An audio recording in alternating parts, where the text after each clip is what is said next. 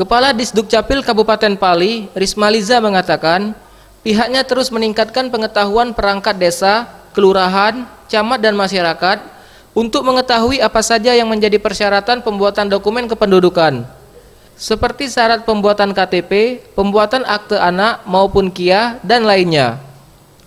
Sejauh ini tingkat kesadaran masyarakat di Kabupaten Pali untuk melengkapi dokumen kependudukan sangat tinggi, lebih dari 80% dan telah melampaui target nasional yakni sebesar 75%.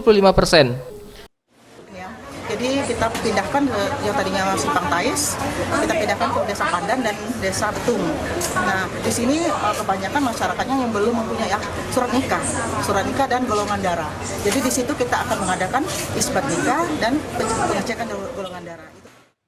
Bupati Pali Heri Amalindo yang ditemui usai membuka langsung kegiatan sosialisasi kebijakan kependudukan berharap dengan langkah Disdukcapil ini dapat meningkatkan pemahaman masyarakat tentang administrasi kependudukan dan peningkatan pelayanan publik.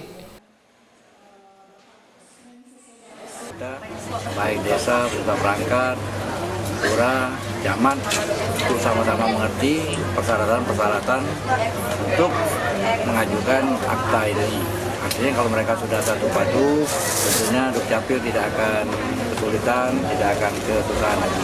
Selesaikan 2 desa dulu, tentunya ke depan seluruh desa harus tercapai apa yang kita harapkan. Tim Liputan, Sriwijaya TV.